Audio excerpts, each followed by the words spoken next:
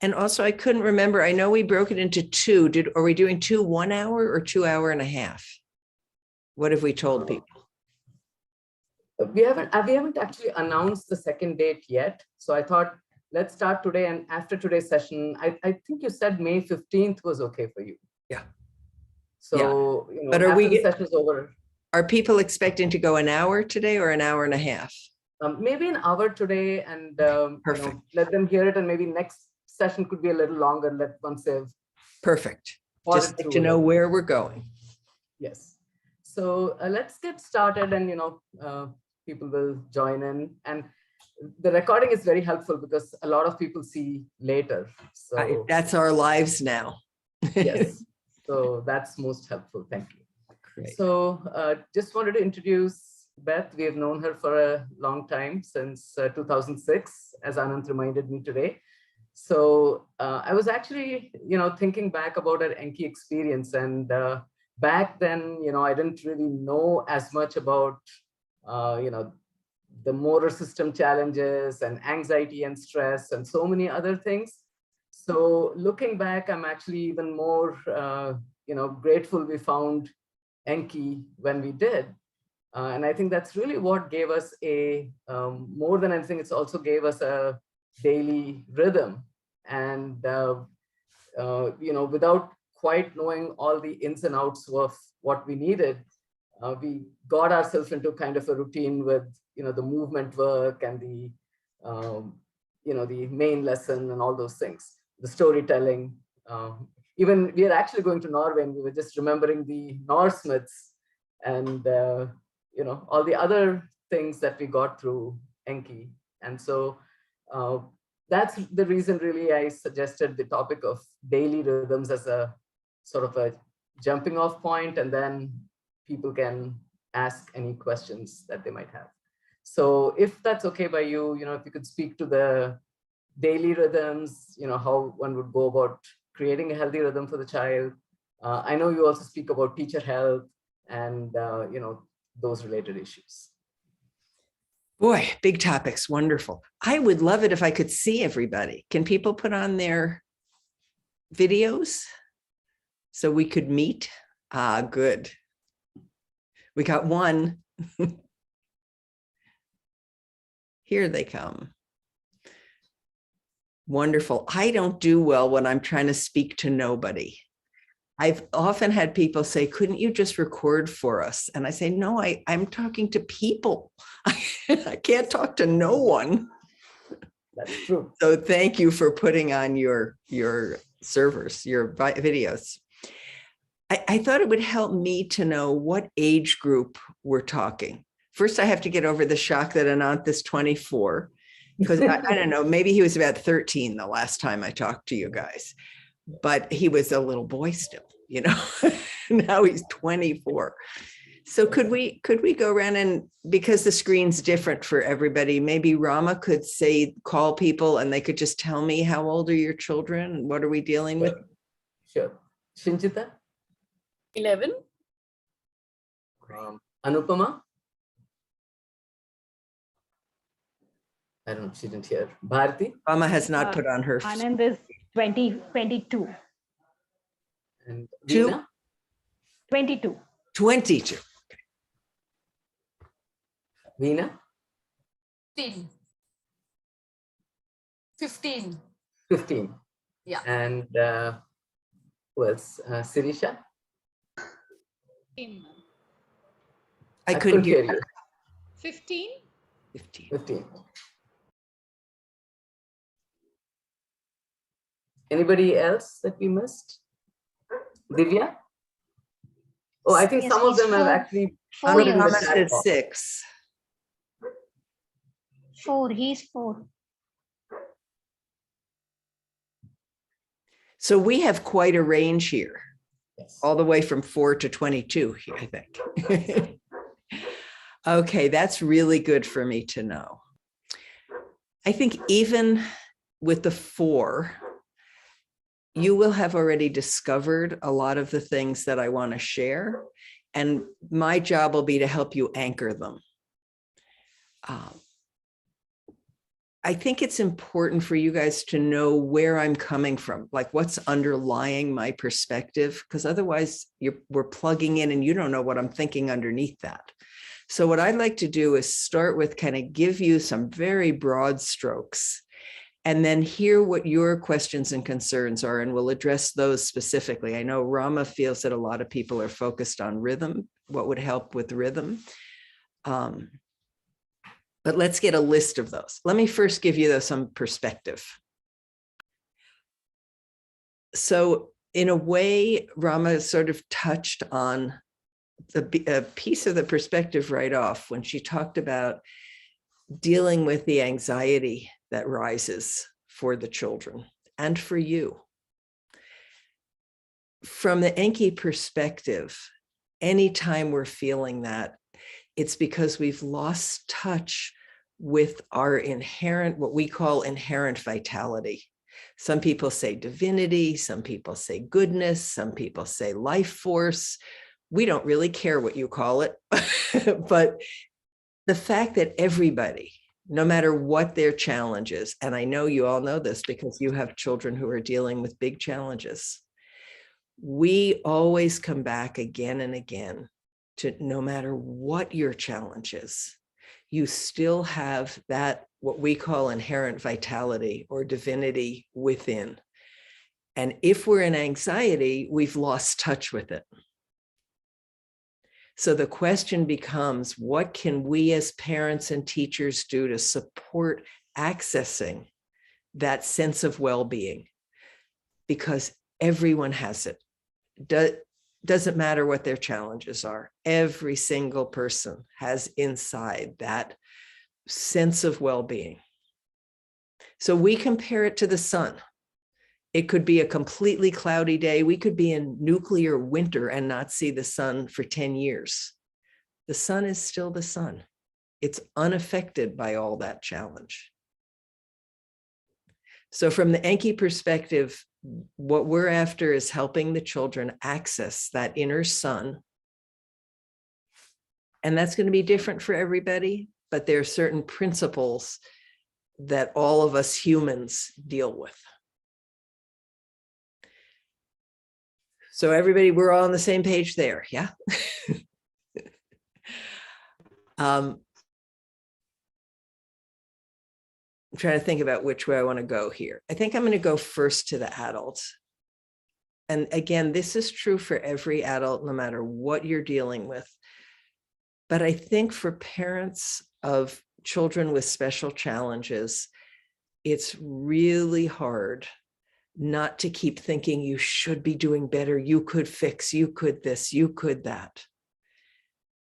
And one of the underlying principles in Enki is that your humanness is the biggest gift you offer your child.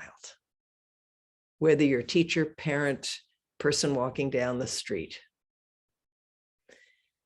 So we're going to be looking to your health as a guide, because you can't guide their health if you're not guiding your own. So there will be lots of places that your mind and even your heart say, oh, I could be doing more, I could be doing better. And you can feel inside, I can't if I'm going to be healthy. I can't. Your health is your biggest gift to your child.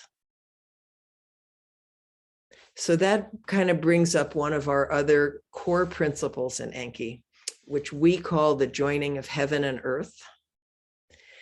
We say the heaven principle is all the things that could be, all the information that could this or could that. And the earth is our lives, who we are, who is our child, what are our opportunities. So in Enki, we look at this heaven part not as something we're striving for, but as something that educates us. We look at the earth as our reality, and the ideal is how we bring them together. So that's a place we're very different from Waldorf and very different from most places. So I want to go over it again because it really matters for you guys especially. We're not striving for the heaven principle. It's a source of information. So the information is, yes, if I could have my rhythm steady every day, my child would know less stress. That's information. And the reality is we move every 6 months. So the ideal is, how do I bring those two things together to make it possible for all of us to access this inner sun? What I offer you is largely this information principle, because I'm not there. I can't bring you your earth, right? I can give you examples of bringing them together, but I can't bring you your earth. I'll give you an example in a moment. What I can give you is the heaven principle. But if you turn that into the ideal, you just strangled yourself and your child. So your job is to take this part, say, what's true for me? How can that information help me find my ideal? Any questions about that one?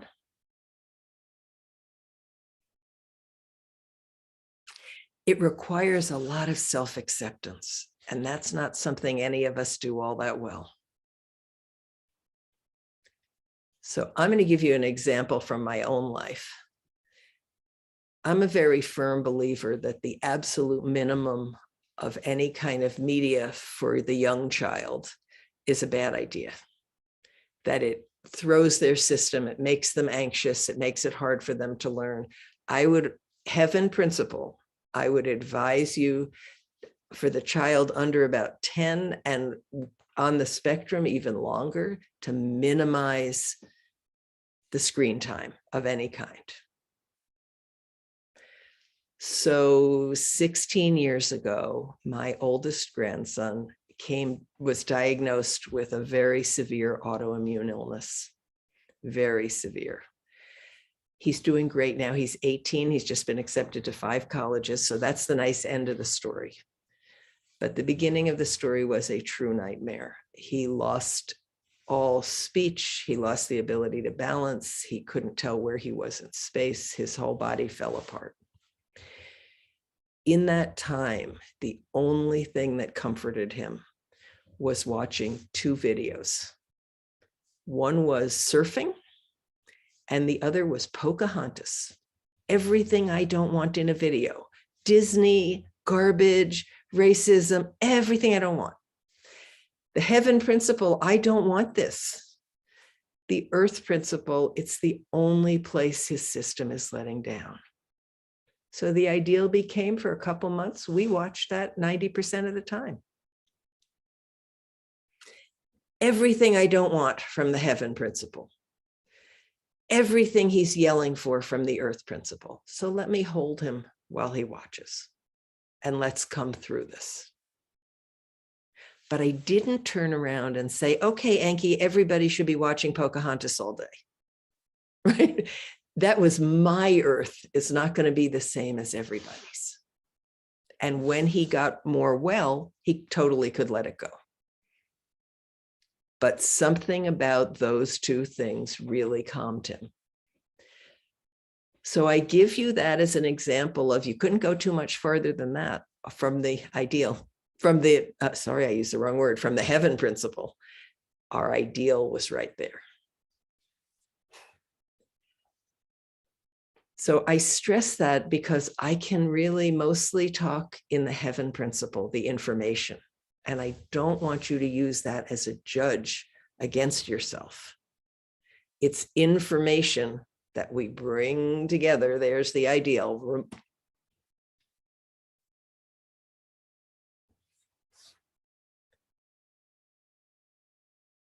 Okay. So the last one more principle I want to put out before I get into where are you struggling. And that is what we call it co-emergence. There are a lot of definitions of co-emergence. I'm going to give you ours. Ours is that in life, 2 opposite things are often both true at the same moment. We feel you get into trouble when you get into dogma when you try to believe there's only one and you club everybody with it. We look at it more like water. You have your tap water running. That water is true. And it's hot and it's cold. No problem. But when it comes to parenting and teaching, we tend to go, just this one, just that one.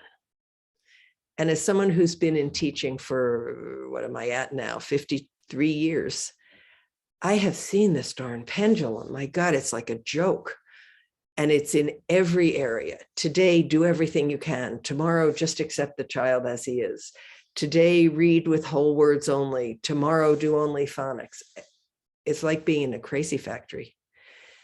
The truth is where they both exist. And I think when we have special needs, I don't know how true this is in India. In America right now, it's a very big topic. People swung so far into thinking they should fix the special need that they lost sight of accepting the child's path. And then the pendulum swung all the way the other way. Accept the child's path, don't do anything, accept him how he is, nothing, no interference. This is true with all people and all children, but especially a special needs, child facing special needs. We want to hold both. We absolutely must accept him on his path where he is. We don't know what that path is going to bring us. We have no idea that's his, not yours, or hers, not yours. And loving and accepting them as they are is an absolute must. And at the exact same time, we want to support all of the accessing of this inherent vitality that we can. So whatever we do to remediate is done with respect for his path. So in Enki, we're always holding both. And I will say, again, from a personal place, there would be no Enki if I didn't face the challenge of dyslexia. So I have struggled with dyslexia my entire life. It was not diagnosed till I was in my 20s or early 30s. A lot of the time, I just thought I was stupid. How come everybody else could read so much faster and not be exhausted by it? Why was I so resistant to so many things? But in fact, if I didn't struggle with dyslexia, there would be no Enki. It taught me to come in through different doorways. And had it been remediated when I was little, would that have happened? Don't know. I do know that there are many, many places. Just went through one with a teacher the other day where we were talking about some geometry, and she was having a really hard time because she's not dyslexic and she could only see that one avenue. And I said, nope, if you're going to teach, you have to open to all the avenues. And that comes easily for me because I had to walk them all to figure anything out. But you never know where that gift is going to take them. So we're always holding, this is their path to walk. And we're here to help them as much as we can. We'll see where that brings us. So that's that holding the two parts. They're not separable. They're inseparable. My focus today is going to be today and next time is going to be largely on how can we support change. But I don't want you ever to think that it comes from let's get rid of who's there. It's always with curiosity about, oh, look at that. Look where that took us. And I can tell you that I see in my 18-year-old grandson who struggled so hard for 8 years, was huge hospital stuff for 8 years. And I look at him now and he is so exceptional. I don't think that he would be that same depth if he hadn't faced that nightmare. Would I wish that nightmare on him? No. Did we do everything we could to support him through it? Yes. But that blooming is in part because of what he struggled with. So please don't ever forget that even though I focus on, oh, here's how we can support that opening up, it's always with a sense of, oh, and who are you? And what are you bringing? What do you need to find? I mean, could any of us, Rama, have written the script that Anant would be a dancer of that caliber? So that curiosity and love of them as they are at the same time as we support them is absolutely critical. So with that, I want to hear from you guys. What would you like to focus on? What are you struggling with right now? What are your questions, concerns? And we'll gather them today. We'll do what we can and then see about another session. So why don't you just raise your physical hand and I'll call on you because I don't know how to understand those digital hands. Yes, we got one. Bharati, yes? So what I notice is, like you said, I feel I should work on myself, because what I do, sometimes I transfer my anxiety onto him because he's already 22 and I feel he's losing out. And then I stress him and then I feel bad later. But I'm not able to, that anxiety of I don't have enough time because he's an adult now. That is something I need to work on. So I think I should work on myself, like you said. But I notice that if I go slow, he understands better. But often it's my anxiety that he picks up and then he gets stressed. So it's a cycle. Okay, so So Rama, more you're than going to him, I write them feel down. it's for me. Yeah, I'll write them down. Yeah. So Rama's going to write them down so we can group them and cover as much as we can. But thank you for sharing that. That's wonderful. Others? Wait, give me a chance. Shirisha or Sirisha? Sirisha. Sirisha. Yeah. I would also agree with Bharati. I'm working to unlearn myself all that I have learned so far just to make his day go less anxious. I don't know, the teenage years have changed a lot of things for both of us. The equation is not at all equal now. It's either this, as you mentioned, or either this.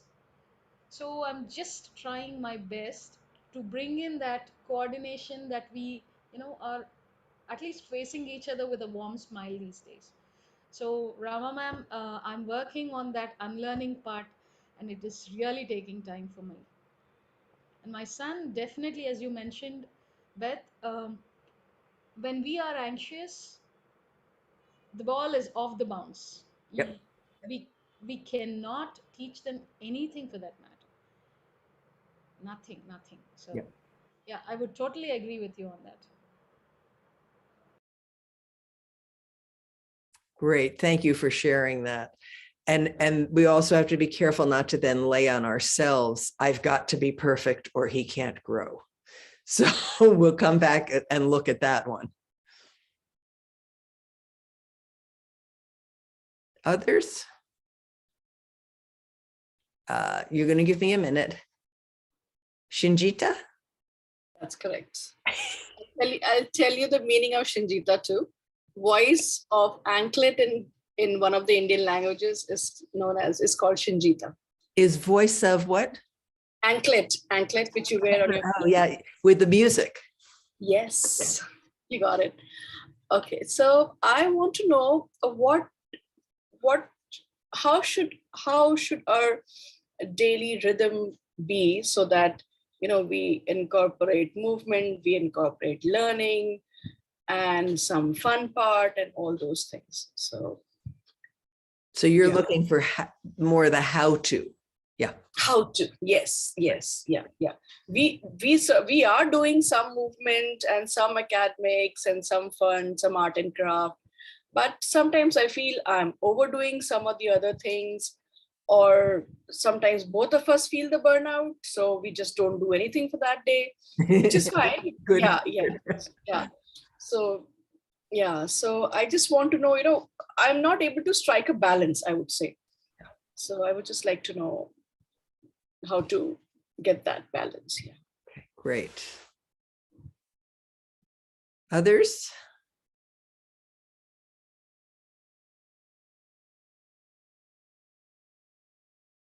No other questions? Well, then I don't get to practice saying your names. I see Veena Acharya. Did I get that right? Yeah, correct. Ma'am, I'm cheating a little bit because I'm a Buddhist practitioner, so we have words like Acharya in our normal lingo. the thing is, even with my son also, it's the same thing. He's 15-year-old. If I talk about academics, he writes 1 to 100 A to Z. But the thing is, if I ask him to pick up any number, he gets worried. Like he feels if I am wrong, my mom is going to be angry on me, or maybe she'll shout at me. So academics part is worrisome for him. Other than that, if I tell him to do anything, he's okay with it. Before And he was not. And yours is 15, is that right? Yes, 15 years. So other than that, he's quiet and calm and obedient child. But if I talk about academics, he gets tensed very fast. He's scared. Yeah. Because I think when he was small, I used to expect a lot from him, go on teaching him and all that. So I used to shout at him because I didn't have a support, like how to deal with him and all that. So, but now I'm going slow. More time I give him for happy moments like dancing or singing. He likes to listen to devotional songs and all. So most of the times he's listening to the music. Then I make him dance. That time he's okay. He's happy. He's improved a lot with all these things. When I started going slow with him, he enjoys. He cooperates with me. So this is what I learned from Rama Ma'am's group. That not only academics, but other than that, other things are very important for the growth of our children. Great. Thank you.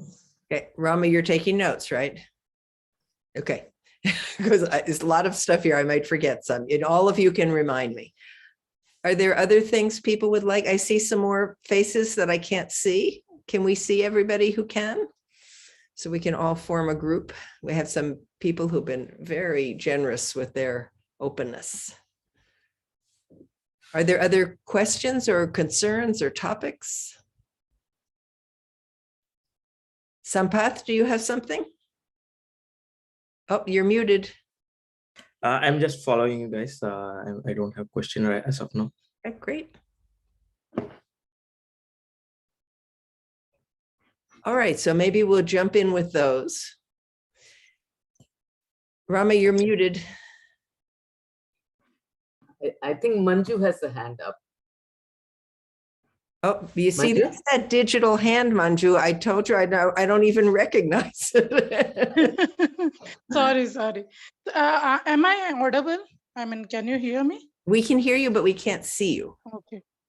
Okay, that is a connection problem. So I'm keeping video off. Okay. So.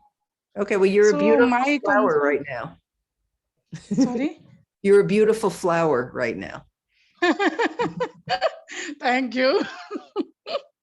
So my concern is that my child, she is 8 now, and she is too sensitive. And I have made sure that I don't push her much, but still I wanted to understand what this sensitiveness is, like why it is so much. And the best I can do is like, I don't push her for things a lot, and I do support her a lot. But and she has huge improvement, no doubt with that.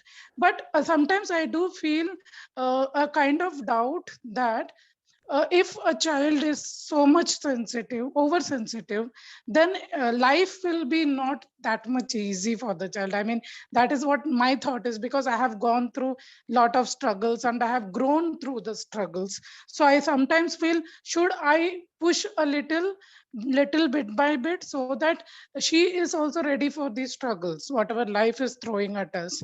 So I am not sure, not sure that maybe it is my belief system which is making me think like this. And I'm not sure that this oversensitiveness, what else can help about this? I mean, how much push should I give? Because I've been very, very soft and sensitive myself, but still I feel, I don't know. I mean, I'm in a doubt, like, what should I do? Wonderful. Thank you. And thank you for sharing that. Any other pieces we want to put in? I kind of hear a direction. I think we should go today, and then we can look at another time. What I'm hearing is the first direction is us as parents, as adults. I'm so glad that we started with this: 2 things are true and have to maintain their truth at the same time. It's such a big topic. I think the real question is, how can we be in our most grounded, healthy self, so we can make a clear judgment as to, is pushing right here a good thing? Am I doing it for the child, or am I doing it because of expectation from other people?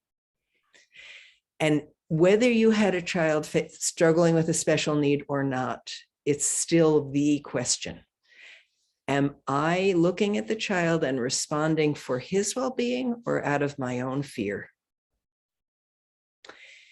And okay, I think there are a couple of very practical things for this one.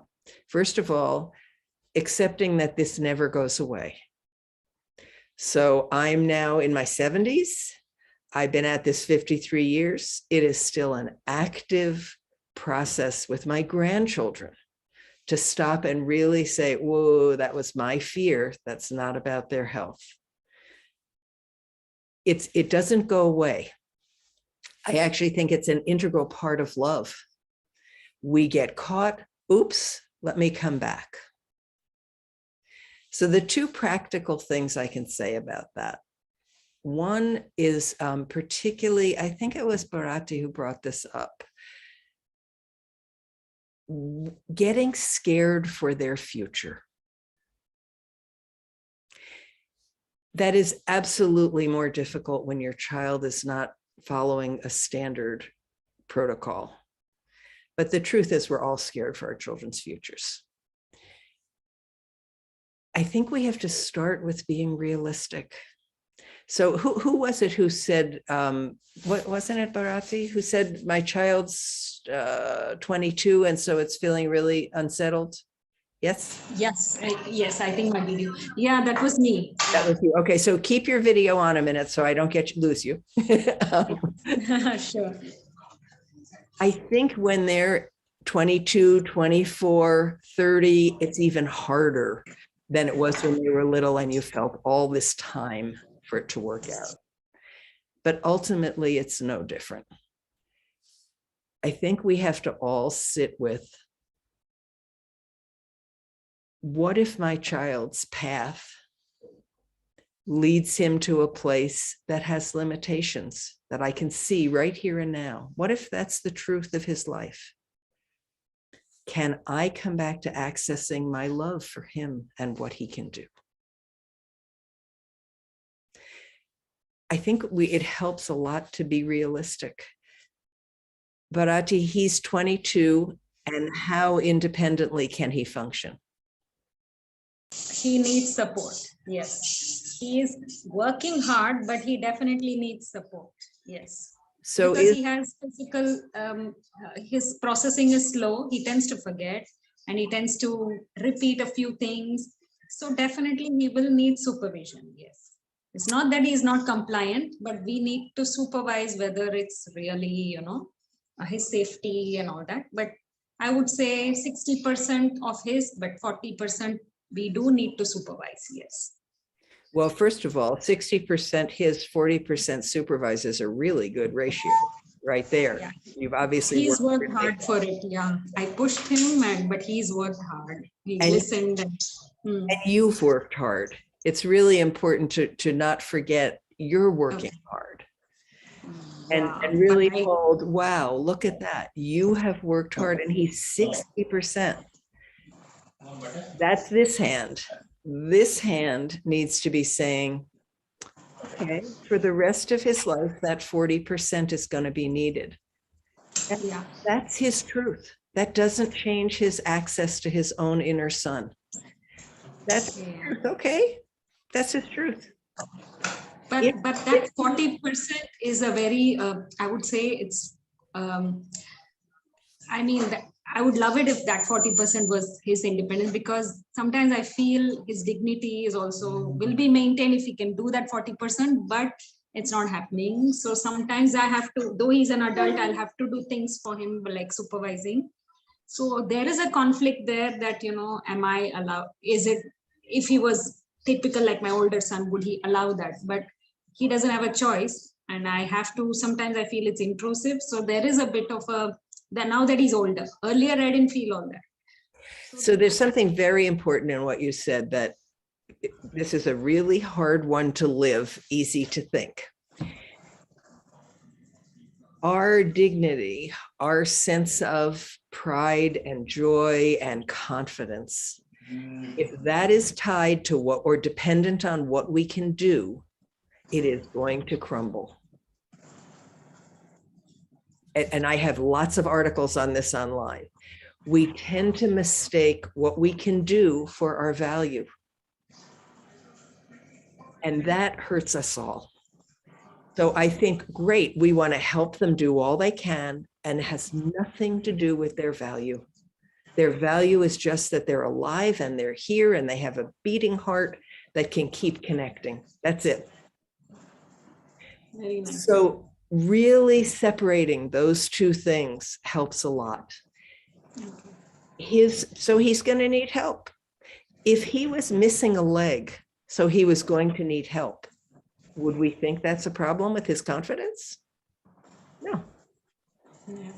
We tend to overlay this feeling that if they don't learn at this rate and independent at this rate, no, that's who they are.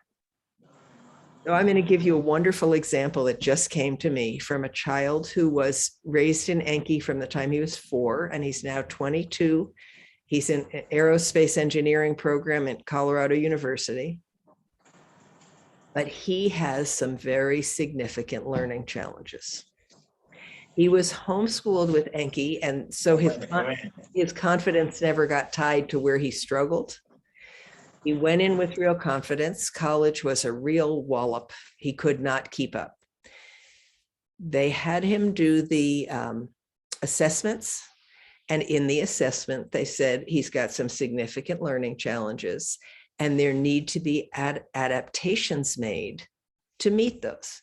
So he's allowed to bring a calculator into the exam. He's allowed to take twice as long. He has all kinds of special things. Now he's doing great. But his mom, who is the associate director of Enki now, she grew to that over the years. And Rama, you probably have talked with her, Amy Wallace. I don't know if you remember her. Yeah. So this is Amy's oldest son. Amy said to him, feeling very much like Bharati, worried about his confidence, and he goes into an exam with the other kids, but he's allowed more time and the calculator. And she said to him, don't you feel like some of the kids are jealous and mad at you? And he looked at her and he said, Mom, if I were missing a leg, would they be jealous of my wheelchair? That's what we want. Okay, so your son has a struggle with this and it needs to go more slowly. Okay. Has nothing to do with his value in this world. It's just how he needs to proceed. Yeah. Yeah. Very good story. Yeah. And I can tell you myself, I struggled with it because of my dyslexia. I had lots of people, remember, I'm back in the 50s. I had lots of people who thought I was stupid. And I actually, and those of you, I mean, Rama can laugh at this. I had an English teacher who continually said, why wasn't I as good as my sister? Why was I stupid? I couldn't write. Well, Rama, what do you say to I can't write? I have 16,000 pages of writing. Yes, truly. you certainly had a lot. I still remember the Enki package arriving. You know, it was a pretty large bundle. And I was told I was stupid, I was slow, I couldn't write. Writing was the thing they zeroed in on because my dyslexia also means I can't spell my way out of a bag. It doesn't mean you can't go to your fullest. It means your roads are different. But I think number one in this question of how do we as parents come back to a grounded place, let's accept them. So if the truth is, what's your son's name? Anand. Anand. A-N-A-N-D. Anand. Yeah. Anand. If he, I'm just trying to translate because I do know that word. I forgot what's the translation of Anand? I think it's joy, joyfulness. That's what I was thinking. Oh, did you call it when he was born?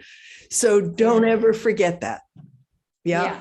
From the beginning, you said, I recognize you carrying joy, and look to that again and again. But I think you have to start with, okay, if Anand is going to need this help forever, let me find in myself the peace with that. Yeah. He's allowed to be that person. That's who he is. That's very powerful. He's allowed to be that. Yeah. So what I know to be the most helpful in this, and as I said, I am a Buddhist meditator, so I'm completely prejudiced.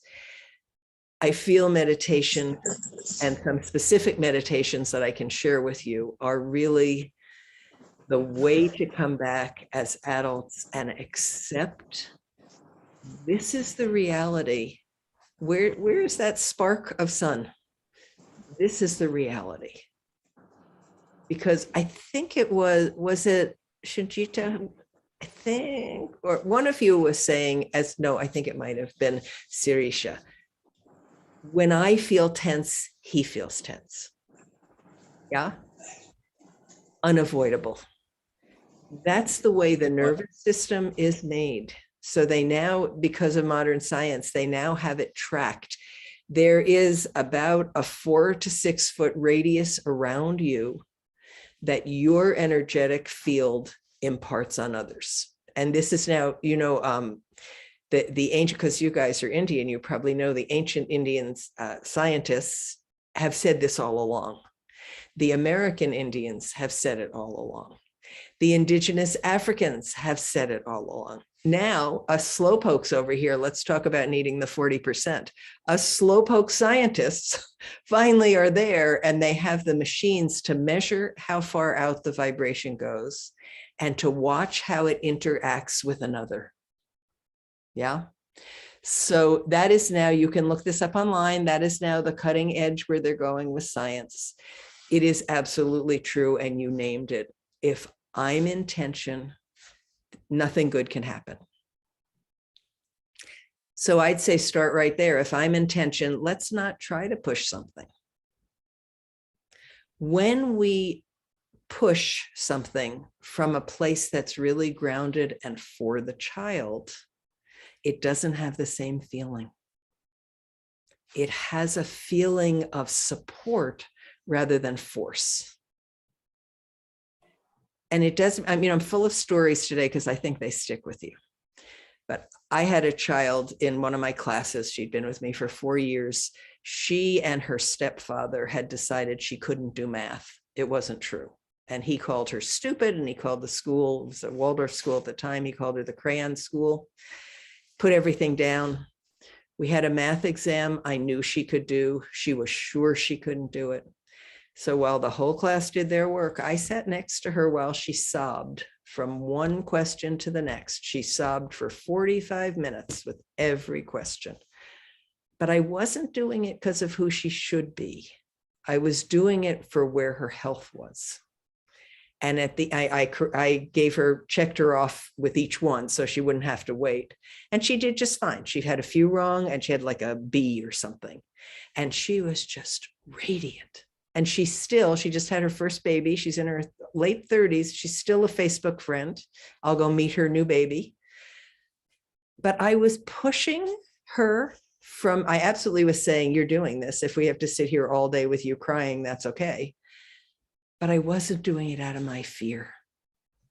I was doing it out of what did she need to take away this veil of I'm no good. So I'm not suggesting you never push them. I am suggesting that it comes from the clarity of this is for them, not I'm afraid of what might happen for them, not so-and-so says we should, but what does my wisdom tell me? And I will say the best way I know is to work with meditation and just sitting still through the fear that arises. It's like a miracle. You sit still when the fear arises and all of a sudden it isn't so scary and you can see farther. So I'm happy actually to just send you the different practices. We have 2 practices we do with the Enki teachers. I'm happy to send those that are very much grounded around, okay, and they also have a lot to do with being honest with yourself. Okay, I fell down. We call that an Enki oops. So you won't feel alone when you fall down. You got mad, you pushed too hard, you didn't push hard enough, you were tired, you didn't do it, you forced it through. Oops, okay. I'm human. I can get up again with an open heart. So that's what these practices are focused on, helping you with that. So I think I want to touch on shifting toward the child here. And clearly we're going to need one more time and I'll send you some things. But just to at least touch on the child part. That same anxiety we just talked about in the adult, you all have seen it crop up in your children. And I've heard it from Manju and the oversensitivity. And again, you might have a child who's oversensitive. Well, that's their 40%. We're going to refer to it as the 40% now. That's their 40%, the sensitivity. Okay, you have a child who's very sensitive. When we see that huge anxiety arise in them, they have already gone into the fight or flight cycle.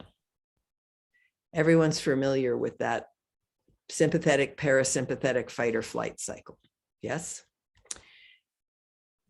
From that place, you cannot push through without creating more fight or flight.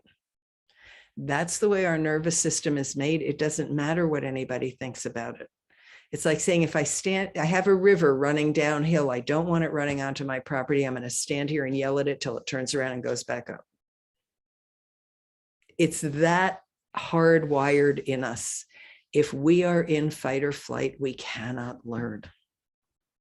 We can perform like a trained SEAL, but it's not going to stay with us.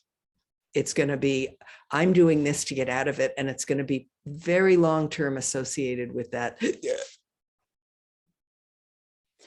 So working with the nervous system is really ground zero if we're going to help this. So this is the accept hand. This is the love you for who you are. This is the support you. If we're going to be in the support you hand, we first ourselves have to come out of the fight or flight. We just talked about that. And then we have to look at how is our day triggering fight or flight again and again and again and again. And that's where we come into Shinjita's, what is a rhythm of the day that will actually support my child stretching? We want them to stretch. But if stretch becomes strain, we're in fight or flight and there's nowhere to go.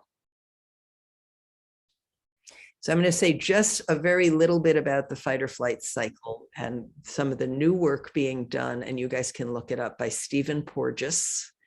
called the polyvagal system. Are you guys familiar with polyvagal? I heard of that. Great. So I probably will send you something on it, because I will tell you that I knew from the first time I heard him talk that it was really important. And for like 10 years, I just couldn't understand him.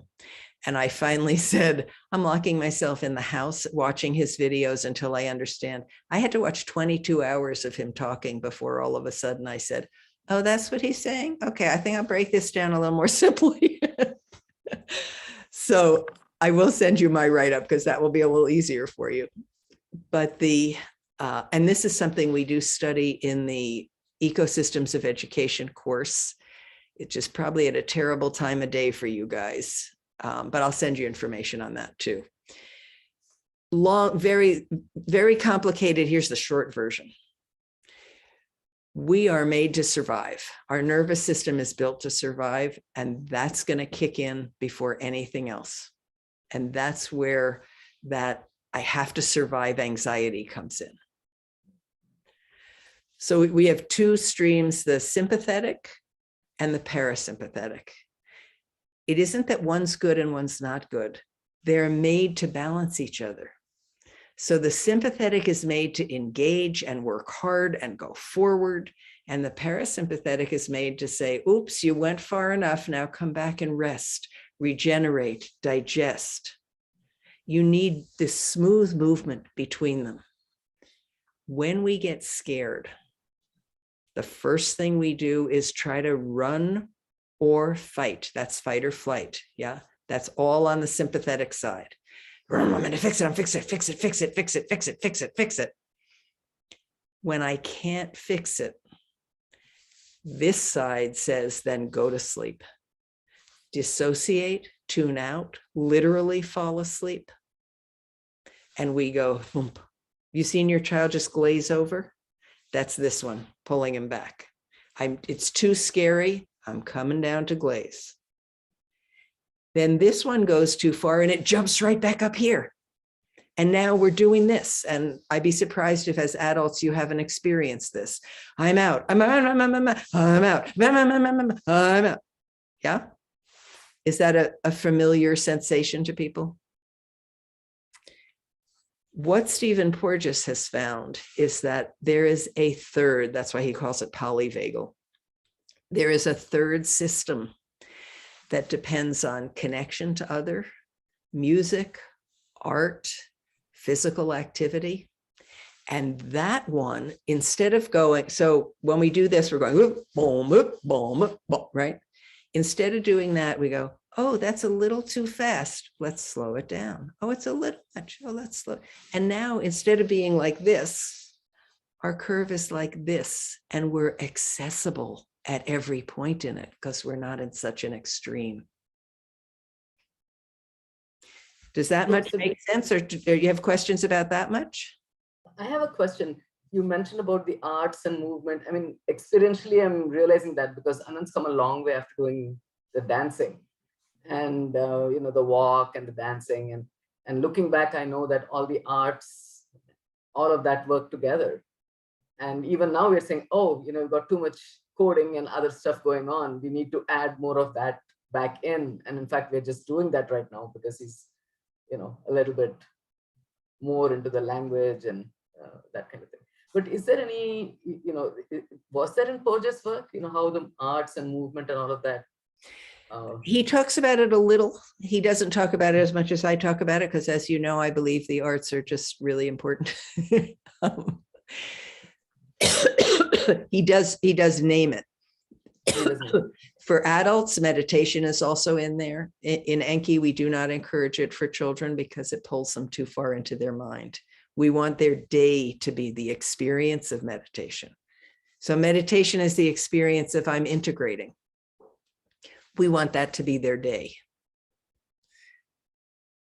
So yeah, so what we look at is where is not so much the balance, because it's not, if you think of it like making a soup, we have all these ingredients. We don't sit there and say, do I have exactly the same amount of onion as I do carrot, as I do pepper, right? We integrate them. That much carrot, that much pepper. So different days, it will shift. Different periods of life, it will shift.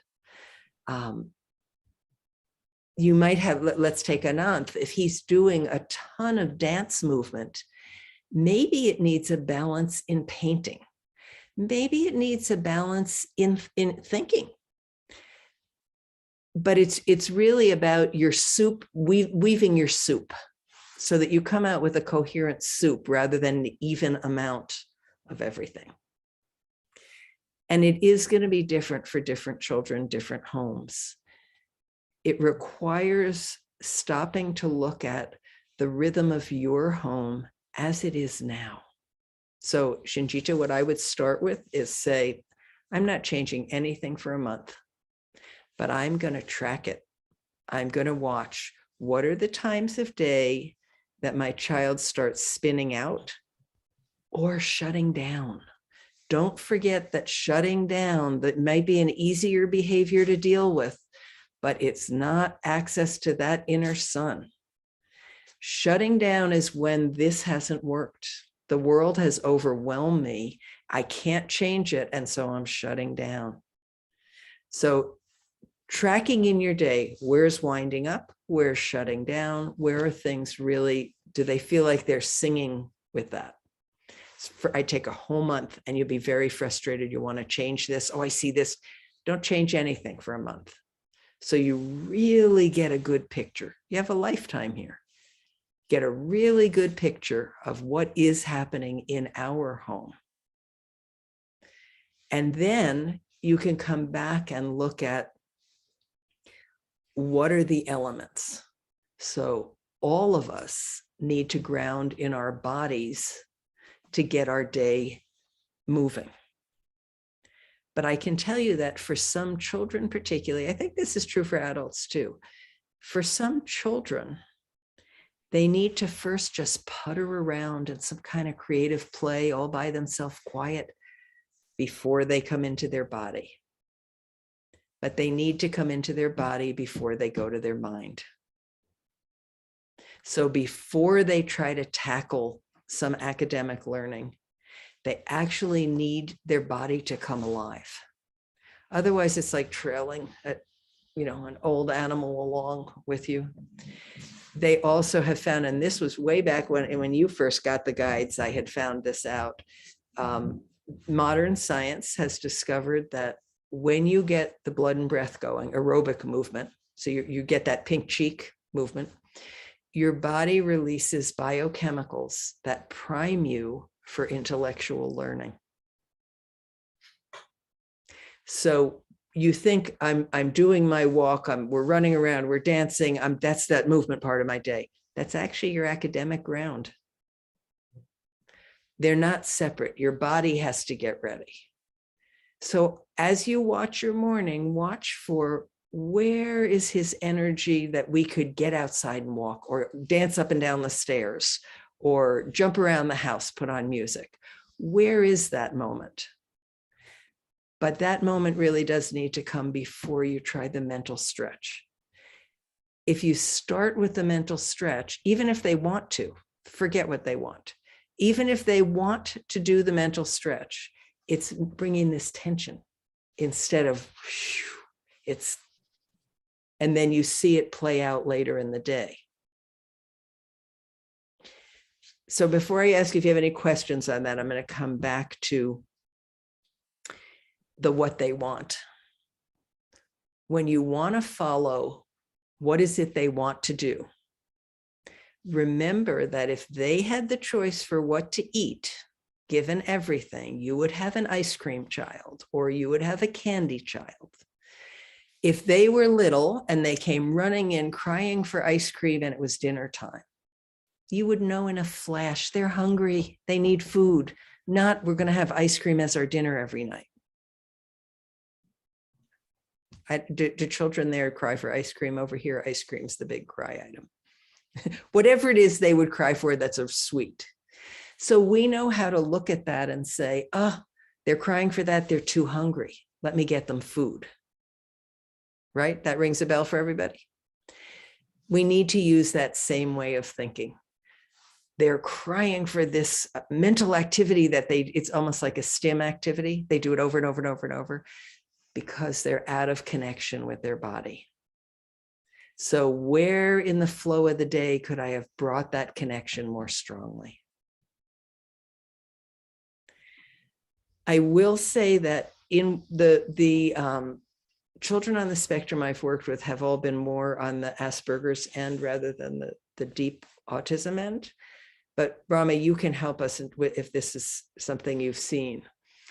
What I have found is that they need the grounding of an intense physical activity first, but they also need to reconnect to the physical. They need help with that throughout the day, more than many children who don't struggle with that integration.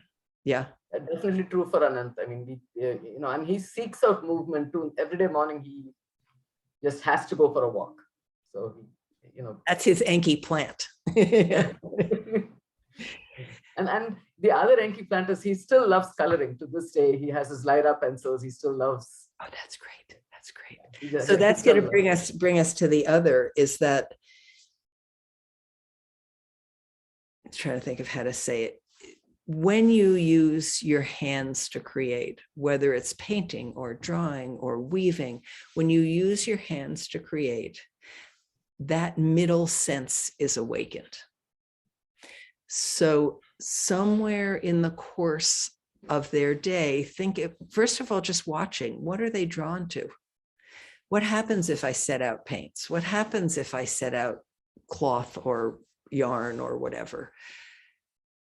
What are they drawn to? And let's start with working with that before we stretch. And then we'll stretch into all the others. But let's start with what are they drawn to? But if you can remember through your day this picture of, is that nervous system shooting up, lowering down? Can I use movement and the arts and music? Just even putting on music will change it. Now, I do have to go to Manju on this. Some hypersensitive children can't stand music. If that's the case, don't put on music. You're going to wait and see when they're ready. Try reciting a rhythmic verse and see if just a rhythm can you start your day with, you can even take a song and just speak it. I'm not capable of that. But if you started your day with, morning, morning, sun arising, flowers are blooming in the field. That's it. So it's just something they can count on day in and day out. So you're going to want to weave those in your day. When I have worked with children on the Asperger's end of the spectrum, I have had to weave in about every hour and a half. First, that big movement, and then about every hour and a half, something that gets them back in their body. A child not with these challenges can go more like 3 hours. Okay, in the span of life, who cares if I need to reconnect every hour and a half or every 3 hours, right? But I have seen children make phenomenal progress with nothing other than the steadiness of the sequence of their day, not worrying about how long each thing is, but the order in which they happen. Steadiness of sequence, and that sequence including movement every hour and a half. So I would look at those pieces. I would say, well, 2 parts. One is don't get hung up on the clock. So today, your child's movement might go longer and his academics might be shorter. I don't like to call them academics because it's all academics. His movement might be longer and his sit down work might be shorter. His conceptual sit down work, that's what I'll call it, might be shorter. Tomorrow, his movement work might be shorter and the conceptual work longer. That's, if you get tied to the clock, you just get tight. Yeah. It's this sequence of events that matters and the transitioning, and we can talk about transitions next time. In that sequencing, so I think this will be the last part I put in for today.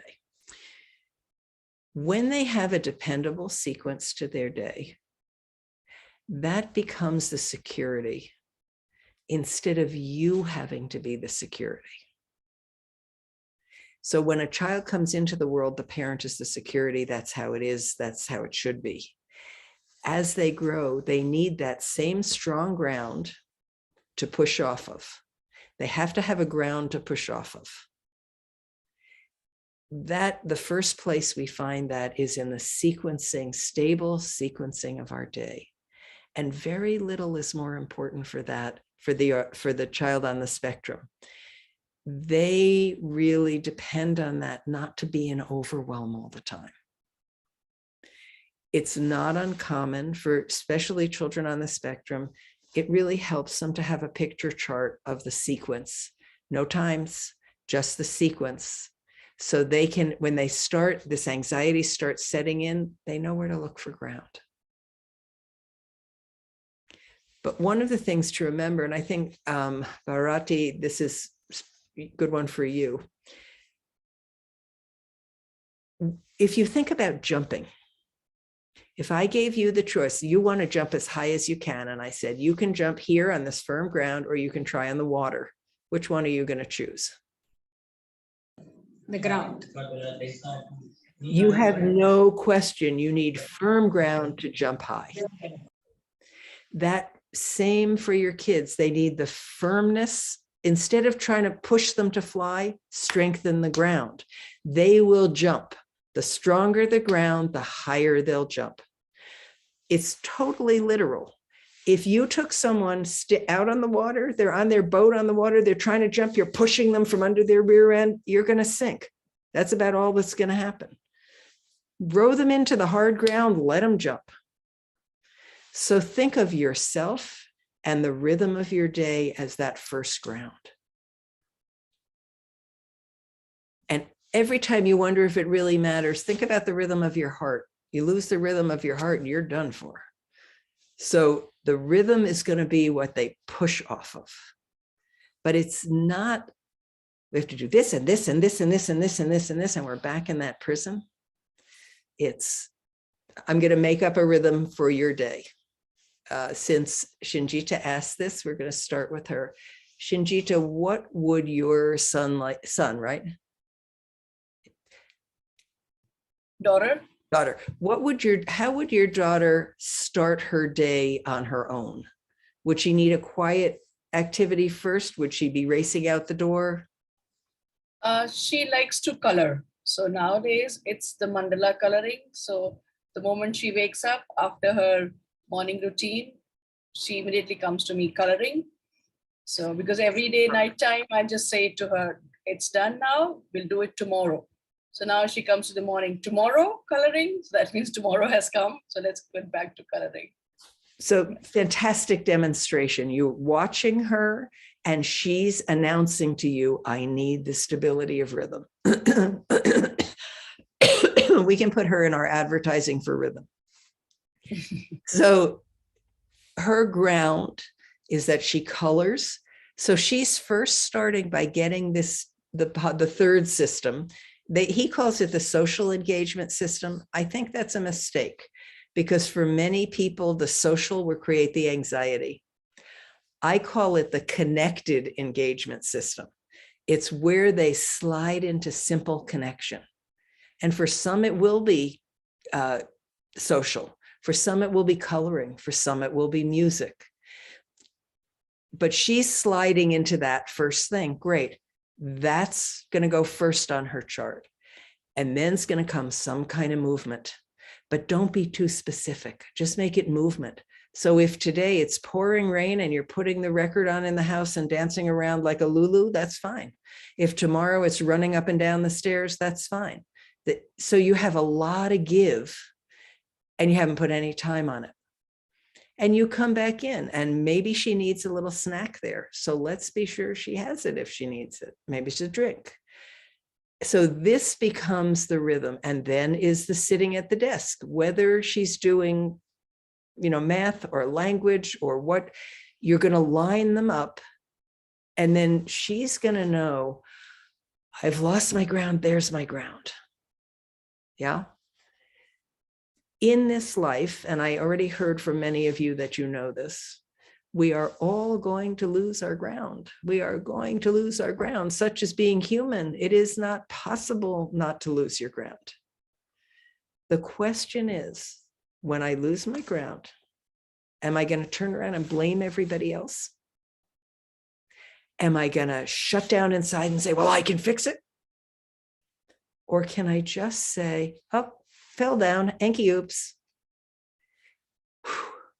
Where is the connection now? Where do I come back to now for that connection? Not how do I tough it out? Not how do I race? Not how do I push? How do I come back to that connection? And if the only thing we teach any of them is to look for how do I come back to my own health, they'll be fine, no matter how much help they need or don't need. So is that a good stopping point, Rama? Up. Shirisha has something. Yes, Beth, I have a question here. Let's say Shinjita's daughter wants to finish it off the next day. But even with Akhil, although he knows that, he can continue the activity tomorrow, it still stays in his mind and he's anxious. The minute he wakes up, he wants to finish off that before his morning chores and all, although the schedule is there. So how do we, address this? Great question. I think you kind of answered it. So if we're coming in with the picture of the fight or flight, if we take your son, what's his name? Akhil? Say it again. Akhil? Akhil? Yeah? Okay. If we take Akhil, the amount of stretch he can do before stretch becomes strain and he's flying out was the other hand, but I heard it. The amount he can do is very small. So if we know this is his pattern, I would just switch your rhythm and say, first thing every morning is finishing that, then is chores. Because he can only stretch that far, then take that stretch. And a little at a time, it moves. But we have to start with where is it they feel safe? Because if we have sent them into fight or flight, we just lost our day there, folks. Then we got to come all the way back, refine that ground. And I would say, just don't be too hard on yourselves. You're going to lose it. And then you say, okay, so let's let today be chaos and see what I can learn from it and see what tomorrow brings. One of the reasons, I swear this is the last thing I'll say, one of the reasons it's so important to give yourselves at least 3 weeks, better a month, to just watch. As humans, we have been taught, and the farther west you go, the worse this is. But we've all been taught, fix it, fix it, fix it, fix it now. That fix it is already in fight or flight. We're already racing. Our wisdom does not reveal itself in fight or flight. So just the act of giving it time as it is, just that is already taking you out of fight or flight. And then you find, for instance, Sirisha, I'm hearing that this is where his tension is. I don't know enough to know. You'll have to figure it out. But if this is his tension, let's give him the door in there. And then let's stretch. Okay, so really, Rama, I'm shutting up. Thank you so much, Beth. And we'll, hopefully you can share the recording because I'm sure the rest of my group's going to ask me for it. Absolutely. So we would appreciate that. And then we'll schedule it for, 2 weeks from now, May 15th or something around there was that Saturday. Wonderful. Wonderful. We'll try to get on this with this ground. We'll try to get into more, be wonderful. Shinjita, I'm crossing your two names, Shinjita, and anyone else who wants to, you come back in 2 weeks and let us know what you've seen. And we can really look at, where might that be getting caught? not making it perfect, just what you've seen. Yes, that observation just to know what's going to work and, finding where they are is so important. And I can promise you that the most chaos you can create in your home, I will beat you. I have had days that are nothing but chaos with 26 children in a classroom. So you don't have to worry that you're going to beat me on this one. And just bring us what you're seeing. We can work with that. Okay? Thank you. Great. Thank you all. Thank you so much, Beth. Thank You're you, Rama. Thanks. Thank you. Bye-bye. Thanks a lot. I see you.